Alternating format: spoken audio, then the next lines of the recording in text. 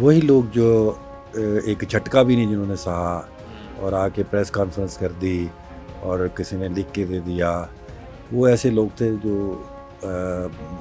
کھڑے ہونے والے نہیں تھے ایک نظریے کے ساتھ۔ جتنے بھی میں نے M P A M N A جتنی بھی سینئر قیادت تھی پی ٹی آئی کی، کے پی کا رخ کیوں کیا انہوں نے، کیا وجہ تھی؟ کے پی کا رخ اس لیے کیا کہ وہ ایک واحد صوبہ تھا جہاں پہ انصاف کی فراہمی ہو رہی تھی۔ وہ وہاں کے ججز جو تھے انہوں نے اس وقت سٹینڈ ایک لیا ہوا تھا، انہوں نے ایک وہ انصاف پر مبنی فیصلے وہ کر رہے تھے۔ السلام علیکم ناظرین، آپ دیکھ رہے ہیں پروگرام سوال، میں ہوں احسن شہزاد۔ ناظرین، آج ہمارے پروگرام میں موجود ہیں M P a P T I شیخ امتیاز صاحب، اور آج ان سے ہم بات کریں گے کہ کیا صورتحال ہے پی ٹی آئی کی۔ پروگرام میں دعوت دی ہے اور انہوں نے ٹائم نکالا ہے آج ہمارے پروگرام میں، تو آ گئے ہیں۔ شیخ صاحب کیسے ہیں آپ؟ ٹھیک ہیں؟ اللہ کا شکر جی، بہت شکریہ جناب۔ شیخ صاحب کیا صورتحال ہے پی ٹی آئی کی؟ پی ٹی آئی ماشاءاللہ سے ایک کندن بن کے باہر نکلی ہوئی جماعت ہے، اور میں یہ سمجھتا ہوں کہ اس وقت وہ 24 کیرٹ جو کچھ اس میں ملاوٹیں تھیں وہ دور ہو گئی ہیں، اور اب ایک ایسی جماعت جو پیورلی جو نظریہ ہے اس پہ ہے۔ اگر آپ اسمبلی میں دیکھیں تو اسی طرح کے لوگ آئے ہیں۔ پی ٹی آئی کی حالت جو ہے وہ پہلے سے بہتر ہے میرے خیال سے۔ آپ نے ذکر کیا ملاوٹ کا، کون سی ملاوٹ تھی پی ٹی آئی میں جو اب دھل گئی ہے؟ وہی لوگ جو ایک جھٹکا بھی نہیں جنہوں نے سہا اور آ کے پریس کانفرنس کر دی اور کسی نے لکھ کے دے دیا، وہ ایسے لوگ تھے جو کھڑے ہونے والے نہیں تھے ایک نظریے کے ساتھ۔ نظریے پہ جب تحریک میں آپ کسی پہ عمل کر رہے ہوتے ہیں تو تحریک میں اچھے اور برے وقت آتے ہیں، جب تک وہ تحریک کے جو آبجیکٹیوز ہیں وہ اچیو نہ ہو جائیں۔ تو اگر کوئی ایسے ہی چھوڑ کے چلا جاتا ہے بغیر پریشر کے، پھر کچھ لوگ پریشر کی وجہ سے چھوڑ کے گئے ہیں، تو میرا خیال ہے کہ اس سے وہ لوگ باقی رہ گئے ہیں جو پریشر بھی برداشت کر سکتے ہیں اور جو نظریہ سے محبت بھی کرتے ہیں۔ مطلب کہ شیخ صاحب نے پریشر برداشت کیا، ایسے ہی ہے؟ جی بالکل۔ 9 مئی کے بعد، بلکہ میں یہ سمجھتا ہوں کہ جب رجیم چینج آپریشن ہوا، 9 مئی تو ایک بہانہ ہی ہے، اس سے پہلے بھی ہمارے پہ جو تکلیفیں آئیں، اس سے پہلے بھی کوئی 9-10 ایف آئی آر ہم پہ درج تھی۔ 25 مئی 2022 وہاں پہ جو ہے پولیس نے ہمارے سامنے ہمارے ایک لڑکے کو، فیصل کو جو ہے وہ راوی کے پل سے نیچے پھینک کر قتل کر دیا، اور وہاں پہ ہمارے پہ ظلم و ستم کیا گیا۔ پھر 8 مارچ اور پھر اگر آپ 9 مئی سے پہلے بھی چلے جائیں تو 10 سے 15 واقعات آپ کو ایسے ملیں گے جس میں پولیس کی بربریت اور ریاست کی بربریت جو ہے وہ آپ کو نظر آئے گی۔ ایک تو میں نے دیکھا کہ ہماری ایک خان صاحب نے کال دی تھی، وہ شاید مارچ تھا، کہ ہم ایک ریلی نکالنے لگے تھے زمان پارک سے داتا دربار تک، تو ہمارے جو لوگ وہاں پہ گئے ان کی گاڑیوں کے شیشے توڑ دیے گئے اور خواتین کے کپڑے تک پھاڑ دیے گئے۔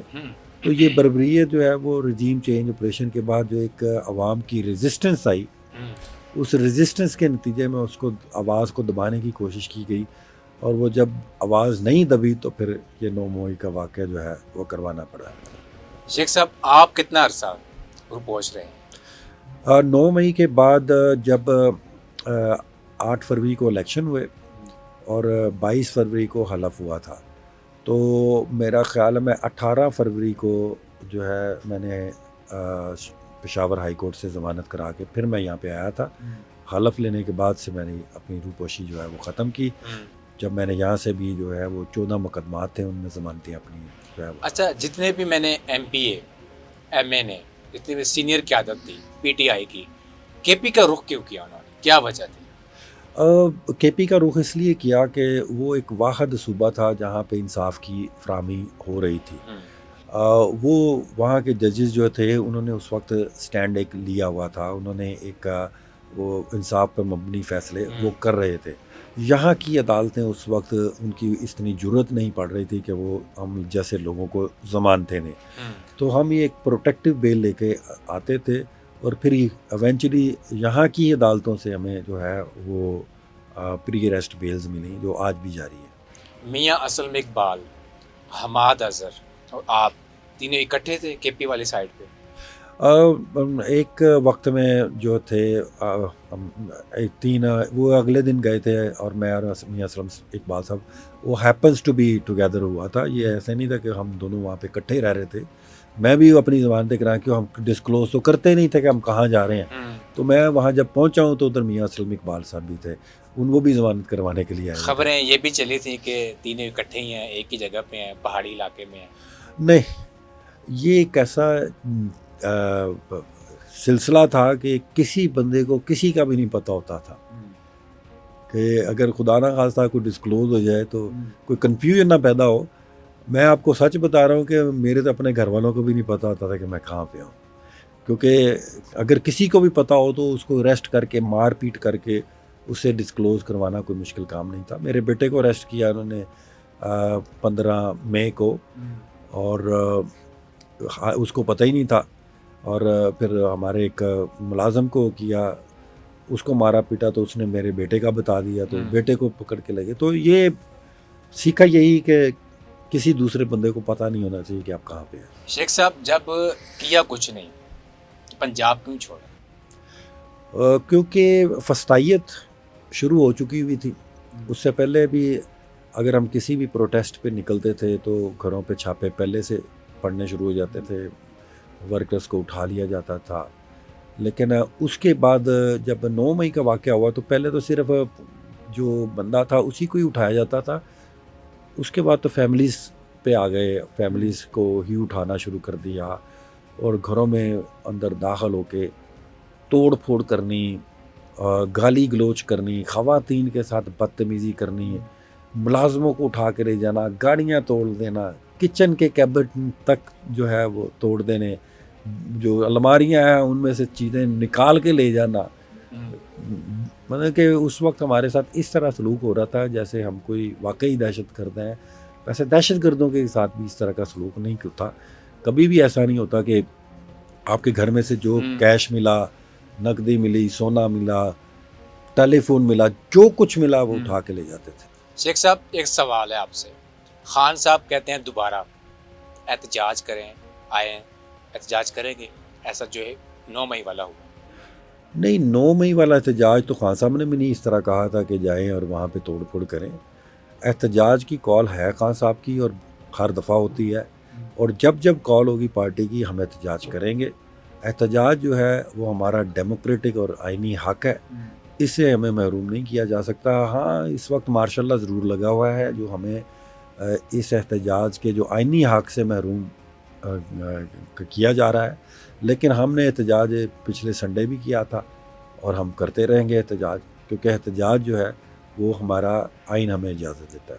آپ لوگ احتجاج کرتے ہیں, روڈ کے اوپر آتے ہیں, آپ لوگوں کو احتجاج نہیں کرنے دیا جاتا, گرفتاریاں کی جاتی ہیں. اب تو عوام بھی پی ٹی آئی کے ساتھ نہیں دے رہی, جو دیکھنے کو ملتا ہے آپ کے بھی سامنے ہے. میں کور کیا, آپ کو بھی میں نے کور کیا, جب پنجاب اسمبلی کے باہر آپ لوگ احتجاج کر رہے تھے, چند لوگ تھے, کیا وجہ ہے اس کی؟ پنجاب اسمبلی کے باہر جو ہم احتجاج کرتے ہیں وہ صرف ایم پی ہوتے ہیں. وہ ہمارے 100 ایم پی ہیں اور وہ 100 کے قریب ہی ہوتے ہیں. وہ اس میں عوام کو کوئی کال نہیں ہوتی, اور عوام کو کال اس لیے نہیں ہوتی کہ اگر ہم کال کریں تو وہاں ہم سے پہلے جو ہے وہ پریزن وینیں پہنچ جاتی ہیں, واٹر کینن پہنچ جاتے ہیں, آنسو گیل کے شیل پہنچ جاتے ہیں. دوسری بات جو آپ نے کہی کہ عوام ساتھ نہیں ہے, تو ایسی بالکل بات نہیں ہے. اگر عوام ساتھ نہیں ہے تو ایک دن کے لیے ہمیں احتجاج کی اجازت تو دے کے دیکھیں. ہم کمشنر آفس جو ہے کسی بھی علاقے میں جلسہ اپلائی کرتے ہیں, جلسے کی اجازت نہیں ملتی. تو اگر ہمارے ساتھ عوام نہیں ہے تو ہمیں جلسے کی اجازت دیں, ہمیں پروٹیسٹ کھلا چھوڑ دینا. تو اگر ان کو پتہ ہے کہ ایک بھی انہوں نے احتجاج کی ہمیں کھلی چھٹی دے دی تو وہاں عوام کا جمع غفیر ہوگا. عوام کے اندر جو ہے ایک لاوا پک رہا ہے. یہ ڈیموکریسی میں یہ ایک چیز ہوتی ہے کہ لوگ اپنا احتجاج کر کے اپنا غصہ ٹھنڈا کر لیتے ہیں یا اپنا غبار جو ہے اندر کو نکال لیتے ہیں. لیکن یہ غبار جو ہے نا وہ بڑھتا جا رہا ہے. اور آپ دیکھیں گے کہ جب اب خان صاحب نے احتجاج کی کال دی ہے پنجاب میں کیا ہوتا ہے. کب کی کال ہے؟ ان قریب کیونکہ جب لاسٹ ٹائم ہمارے وکلاء کی ملاقات ہوئی خان صاحب سے رؤف حسن صاحب پہ حملے کے بعد. تو یہ چیز جو ہے ایک آزادی رائے پہ ایک حملہ ہے اور یہ ایک پارٹی پہ حملہ ہے, یہ عوام پہ حملہ ہے. اس طرح کی چیز جو ہے وہ کسی طرح بھی درگزر نہیں کی جا سکتی. آج مجھے کسی نے مارا ہے, یا رؤف صاحب کو مارا ہے, کل آپ کو بھی مار سکتا ہے. یعنی کوئی بھی جو ہے وہ کسی کے خلاف بات کرے تو جو ہے وہ بھیس بدل کے آپ کسی کو مارنا یا کسی کی زندگی ختم کر دیں, یہ ایک ڈیموکریٹک بات نہیں ہے, اور اس کے خلاف جو ہے احتجاج ہونا چاہیے, اور ہم انشاءاللہ کریں گے. طلال چودھری صاحب نون لیگ کہتے ہیں کہ چودھری پرویز الہی باہر آئے ہیں, ڈیل ہو گئی, خان صاحب بھی باہر آئیں گے, ڈیل کے ذریعے باہر آئیں گے, کیا یہ سچ ہے؟ اگر خان صاحب نے ڈیل کرنی ہوتی تو خان صاحب اتنی گرمی میں ایک سال جو ہے وہ اندر نہ رہے. مسئلہ یہی ہے کہ عمران خان ڈیل نہیں کر رہا. اگر ڈیل کرنی ہوتی تو خان صاحب کو تو پہلے دن ہی جہاز آگے کھڑے ہو گئے تھے کہ جی آپ یہاں سے چلے جائیں, پھر جی آپ لکھ کے دے دیں, پھر آپ جی بیرون ملک جا کے پھر آپ سیاست نہ کریں. تو ہمیں تو کتنی ڈیلیں آفر ہو چکی ہوئی ہیں, ہم نے تو نہیں کی. ہاں ڈیل ہو سکتی ہے, ڈیل یہ ہوگی کہ ہمارا مینڈیٹ جو ہے ہمیں واپس کر دیا جائے اور عوام کا مینڈیٹ عوام کے حوالے کر دیا جائے. یہ ڈیل ہے اور یہ ڈیل ہو سکتی ہے, اور ہر جو ادارہ ہے وہ اپنی اپنی آئینی حدود میں رہ کے کام کرے. یہ ڈیل ہو سکتی ہے, اس کے علاوہ کوئی ڈیل نہیں ہو سکتی. طلال چودھری صاحب کیونکہ نون لیگ میں رہے ہیں اور ان کی مینٹیلٹی اس لیول کی ہے, کیونکہ وہ ہر دفعہ ڈیل کر کے ہی کبھی سعودی عرب چلے جاتے ہیں, کبھی انگلینڈ چلے جاتے ہیں, کبھی پلیٹلیٹس کر ہو جاتے ہیں, کبھی ریری صاحب جو ہے ان کو 5 سال یا 10 سال کے لیے سیاست سے منع کر کے لے جاتے ہیں. تو وہ اپنی جگہ ٹھیک ہے, ان کی جو ذہنی کیفیت ہے وہ یہی ہے. وہ خان صاحب کو نہیں جانتے, ہم خان صاحب کو جانتے ہیں, ہم نے خان صاحب کے ساتھ ساری زندگی گزار دی ہے. وہ کسی بھی صورت میں ڈیل نہیں کریں گے. جیسے کہ آپ نے کہا طلال چودھری ڈیل کر کے کبھی کہاں چلے جاتے ہیں, کبھی کہاں چلے جاتے ہیں, کس کے ساتھ ڈیل؟ نواز شریف کی میں بات کی تھی کہ ان کے لیڈر جو ہیں وہ ڈیل کر کے, کبھی آپ کو پتہ ہی ہے جب حریری صاحب نے ان کی ڈیل کروائی تھی مشرف کے ساتھ تو وہ سعودی عرب شفٹ ہو گئے تھے, وہاں جا کے ملنے شلنے بھی بنا لی تھیں اور یہاں سے پورا سامان لے کے. اور دوسری دفعہ باجوہ صاحب کے ساتھ ان کی ڈیل ہوئی, اور باجوہ صاحب کے ساتھ جب ڈیل ہوئی ہے تو ان کے پلیٹلیٹس جو بکری کے خون میں ہوتے ہیں وہ انہوں نے سسٹم کو ڈاج کیا اور اس وقت چلے گئے, اور جب وہاں پہ پہنچے تو نہ کبھی وہ ہسپتال گئے. تو یہ ڈیل اس کو کہتے ہیں کہ مجھے اپنا سامان بھی لے کے جانا دیا جائے, مجھے اپنی پراپرٹی بھی لے کے جانی دی جائے, اور مجھے وہاں پہ وہ ان فلیٹوں میں رہنے دیا جائے جو ہم خود انکار کر چکے ہیں کہ ہماری لنڈن میں تو کیا پاکستان میں بھی کوئی پراپرٹی نہیں ہے. ڈیل اس کو کہتے ہیں. ڈیل اس کو نہیں کہتے کہ بندہ اندر ڈٹ کے کھڑا ہوا ہے, ڈٹ کے بیٹھا ہے, کہتا ہے پاکستان نہیں چھوڑوں گا, زندگی اپنی چھوڑ دوں گا لیکن نہیں کروں گا. تو میرا کہنے کا مقصد ہے کہ ان کے لیڈر جس طرح ان کو سکھاتے ہیں, جن کی ان کی جو گرومنگ ہے جس طرح ہوئی ہے, وہ ان کی سوچ بھی اسی طرح ہوتی ہے. اچھا, ایک بات کی مجھے سمجھ نہیں آ رہی چودھری صاحب, اس کی وجہ یہ ہے کہ چودھری پرویز الہی باہر آئے, اچانک ہی حماد اظہر بھی منظر یہاں پہ آ گئے. حماد اظہر صاحب کہاں پہ تھے؟ پہلے بھی تو آ سکتے تھے چودھری پرویز الہی کے سے پہلے, جب ان کی وہ ضمانتیں ہوئی, سارا کچھ ہوا, تو جیسے چودھری صاحب نے انٹری ماری, ساتھ ہی حماد اظہر صاحب نے بھی انٹری مار دی. ہوا یہ ہے کہ چودھری صاحب کے تو کیسز آلموسٹ سارے جو ہے نا فارغ ہو چکے ہوئے تھے. ان کی جتنی ایف آئی آر تھی ان میں ضمانت ہو چکی تھی, بلکہ لاہور ہائی کورٹ کا فیصلہ موجود تھا کہ کسی بھی صورت ان کو کسی بھی اور کیس میں گرفتار نہ کیا جائے. لیکن پھر بھی ان کو اسلام آباد کی پولیس جو ہے وہ لے گئی, جس کا کیس آج بھی چل رہا ہے. تو ان کے کیسز جو تھے ان میں کوئی جان نہیں رہی تھی, اس وجہ سے جو ایونچولی ان کو رہا کرنا ہی تھا. اور وہ جب جوڈیشری نے تھوڑی سی طاقت پکڑی تو ان کو وہ رہا ہو کے آ گئے. اور جب یہ اٹیک ہوا رؤف حسن صاحب پہ تو خان صاحب نے سب کو ہی کہہ دیا کہ اب تیار ہو جاؤ, کیونکہ ہم اب فائنل کال دے رہے ہیں. اور جو روپوش ہوئے ہوئے ہیں لوگ ان کو ہدایت کی کہ آپ جو ہے وہ سامنے آ جائیں. تو اب جتنے بھی روپوش ہوئے ہوئے لوگ ہیں انشاءاللہ تعالیٰ وہ سامنے آ جائیں گے. اپنی کب سامنے آئیں گے؟ 2 دن میں, ہفتے میں, 1 ماہ میں؟ اگلے 1 ہفتے میں میکسیمم سارے کے سارے جو ہے وہ سامنے آ جائیں گے. مطلب کہ اشارہ کس طرف ہے آپ کا؟ سارے ہی جو ہمارے میاں اسلم اقبال صاحب ہیں, حماد اظہر صاحب ہیں, مراد سعید صاحب ہیں, اور ہمارے جتنے بھی لوگ روپوش ہیں وہ سارے انشاءاللہ واپس آ تو جائیں. خان صاحب یہ کال پہلے بھی تو دے سکتے تھے, پہلے بھی تو سب کو بلا سکتے تھے, اب کیا وجہ بنی؟ خان صاحب کو آپ جانتے نہیں ہیں. خان صاحب کو اگر آپ نے اس کی کرکٹ جو ہے وہ اسٹڈی کیا ہو تو وہ کھلاڑی کو جس وقت ضرورت ہوتی ہے وہ اس وقت کھلاتے ہیں. آپ نے دیکھا ہوگا وہ سلیم ملک ہوتے تھے, وہ وکٹ کیپر تھے, تو وہ کوئی 9ویں نمبر پہ آتے ہوتے تھے تو کبھی ان کو اوپن بھی بھیج دیتے تھے, کبھی 1 ڈاؤن بھی بھیج دیتے تھے, 6ویں نمبر پہ بھی بھیج دیتے تھے. خود بھی کبھی جو ہے وہ 1 ڈاؤن آ جایا کرتے تھے. تو وہ ایک کیپٹن ہے اور اس کو بہت اچھی طرح پتہ ہے, ایک ویژنری لیڈر ہے, اس کو پتہ ہے کہ کس وقت کس کھلاڑی کو کہاں پہ کھلانا ہے. آخری سوال, جیسے کہ آپ نے کہا کہ ایک ہفتے کے اندر سارے لوگ منظر عام پہ آ جائیں گے, اگر ڈیل نہیں ہوئی منظر عام پہ آتے ہیں تو گرفتاری تو متوقع ہے. دیکھیں اس وقت میں نے پہلے بھی آپ کو کہا کہ جوڈیشری جو ہے وہ تھوڑی سی جان پکڑی ہے. اگر وہ پشاور ہائی کورٹ سے پروٹیکٹیو بیل لے کے آتی ہیں تو میرا نہیں خیال کسی کی بھی ضرورت ہوگی اس ٹائم پہ. پہلے تو پھر بھی پکڑ لیتے تھے نا کہ ایک ضمانت. جو پشاور ہائی کورٹ آپ نے کہا نا, اس میں جانے کا ایک یہی مقصد ہوتا تھا کہ وہ جو بیل دیتے تھے کہ اس کو کسی بھی کیس میں, نون یا ان نون کیس میں, اتنے دن تک گرفتار نہ کیا جائے. تو پھر ہم یہاں پہ آ کے ہائی کورٹ میں کرتے تھے اور وہاں سے ہم پتہ کرتے تھے کہ کتنے ہمارے پہ مقدمے ہیں, پھر وہاں سے ہم جا کے پری اریسٹ بیل لیتے تھے.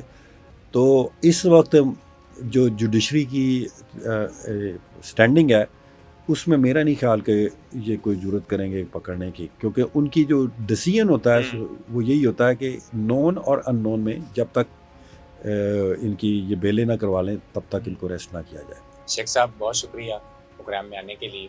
بہت شکریہ. ناظرین, آپ نے شیخ امتیاز صاحب کی باتیں سنی اور مجھے دی اجازت. اللہ حافظ.